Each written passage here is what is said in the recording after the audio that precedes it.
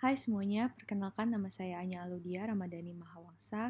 Hari ini saya akan mempresentasikan analisis tindak pidana terhadap pelaku penjualan rokok ilegal yang berkaitan dengan Undang-Undang Nomor 39 Tahun 2007 tentang cukai. Baik, selanjutnya di bab pertama, kita bahas mengenai latar belakangnya. Diketahui bahwa latar belakang dari permasalahan ini adalah tentang adanya Undang-Undang Nomor 39 Tahun 2007 tentang cukai, di mana Indonesia merupakan negara hukum, jadi adanya peraturan yang dibuat oleh pemerintah perlu dilakukan tata tertib dan keseimbangan agar masyarakat dapat mematuhinya. Nah, di sini perlu diketahui bahwa cukai sendiri secara resmi telah dibentuk oleh pemerintahan pada Hindia Belanda dan berlangsung sampai dengan saat ini. Untuk itu, sejak dibentuknya Undang-Undang Nomor 11 Tahun 1995 tentang cukai yang menggantikan beberapa undang-undang produk dari kolonial Belanda. Nah, sektor cukai ini yang mendapat pusat perhatian lebih karena Indonesia sendiri merupakan negara yang berkegiatan ekonominya cukup besar pada ekspor dan impor. Nah, diketahui bahwa lembaga masyarakat yaitu pejabat eksekutif maupun legislatif sendiri telah merundingkan banyak keadaan di mana undang-undang ini harus ditegakkan seiring berjalannya dengan perekonomian Indonesia yang mulai berkembang pesat. Dalam upaya menghimpun cukai untuk penerimaan negara dalam APBN dari sektor cukai, pemerintah tidak dapat secara terus-menerus bergantung pada barang kena cukai yang pada saat ini juga diupayakan adanya pembangunan yang mana meningkatkan penerimaan negara dari cukai. Nah, perlu diketahui bahwa kerugian yang disebabkan oleh negara terhadap rokok ilegal yang saat ini marak terjadi adalah mencapai 1 triliun 705 juta sekian yang pada tahun 2018 sampai dengan saat ini memang melonjak pesat.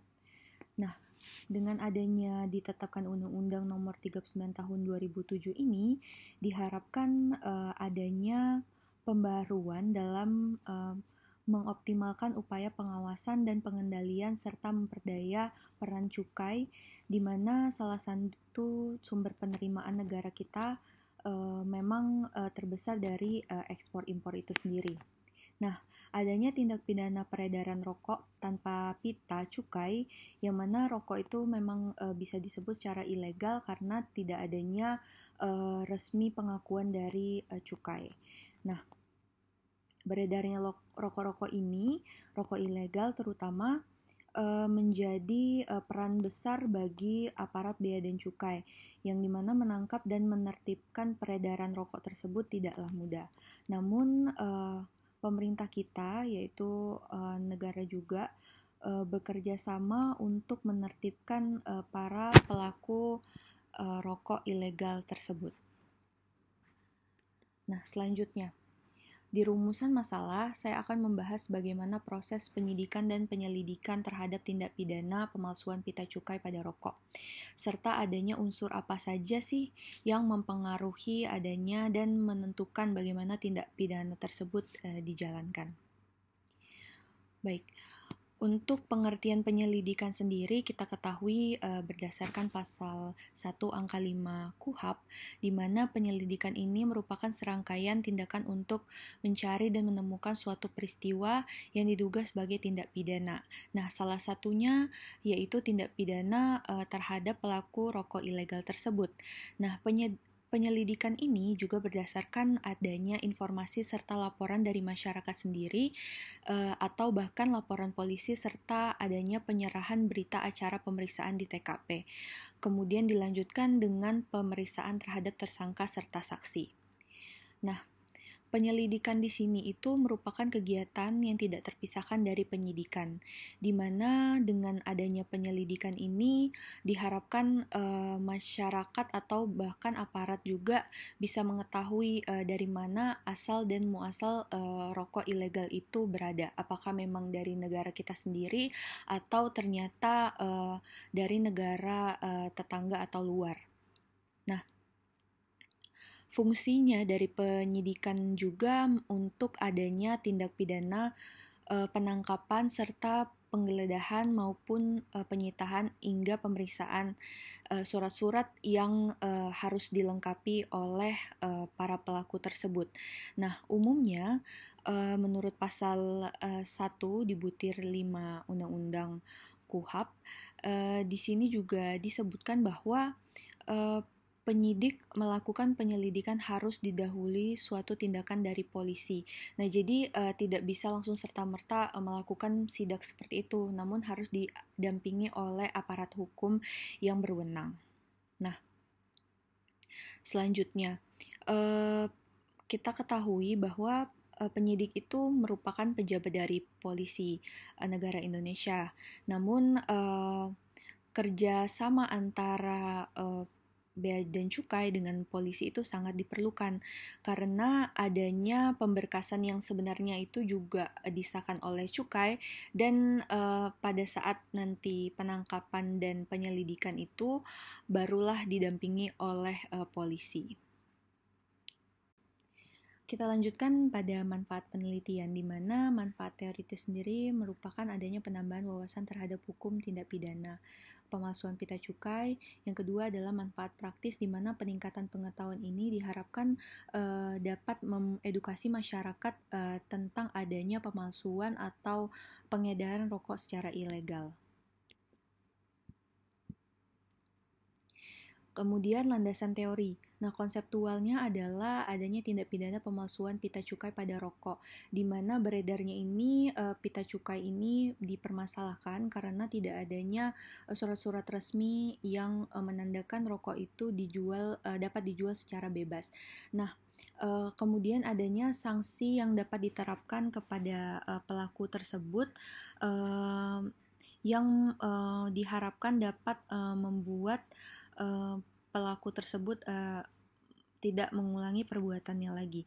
Nah, kita ketahui juga di teori yuridis Undang-Undang Nomor 39 Tahun 2007 tentang cukai, di mana adanya pemalsuan data-data maupun pemalsuan cap rokok itu sendiri dari tindak pidana ini dapat diketahui serta tindak pidananya juga berlaku sangat berat.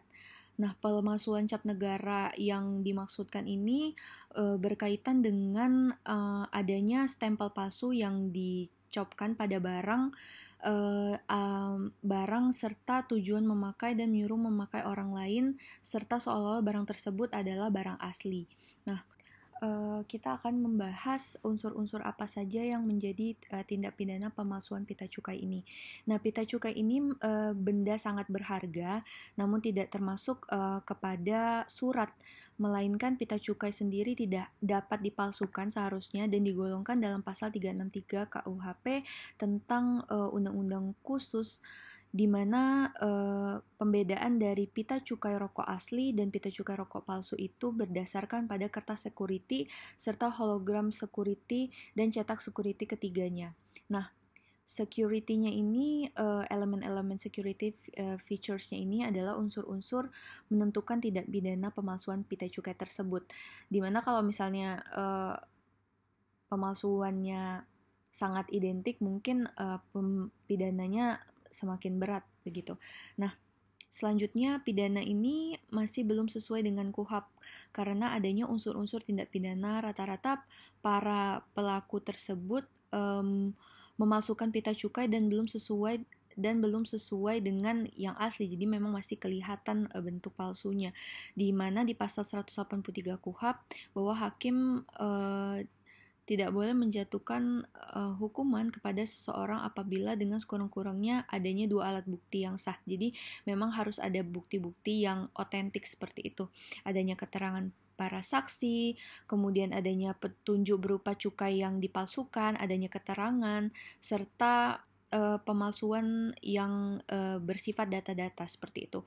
Nah, kita ketahui bahwa sanksinya itu adalah pidana penjara paling singkat itu 8 tahun dan pidana denda paling sedikit itu 10 kali dari harga cukai tersebut dan paling besar adalah 20 kali harga cukai yang dipalsukan.